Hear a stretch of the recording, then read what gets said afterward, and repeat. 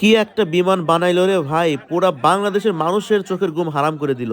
বিএনপির ভারপ্রাপ্ত চেয়ারম্যান তারেক রহমানের পক্ষ থেকে তাকে দেওয়া হয়েছে 50,000 টাকা। ওইদিকে ঢাকা থেকে ইউএস বাংলার পাইলট চলে এসেছে হেলিকপ্টার নিয়ে। শত শত হাজার হাজার লক্ষ লক্ষ মানুষ উপস্থিত হয়েছে তার এই বিমান দেখার জন্য।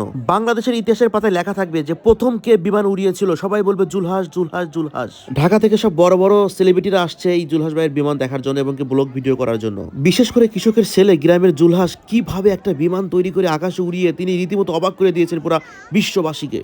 এবং কি আপনারা নিজেরাই নিজ চোখে দেখতে পাচ্ছেন শত শত কোটি কোটি মানুষের ভিড় এই বিমান দেখার জন্য। এইদিকে বঙ্গটেক থেকে তাকে দেওয়া হয়েছে আরো 50,000 টাকা। কি আর বলবো দর্শক মন্ডলী, গবরে যে পদ্মফুল ফুটে সেটা কিন্তু আমরা আবারও প্রমাণিত পাইলাম।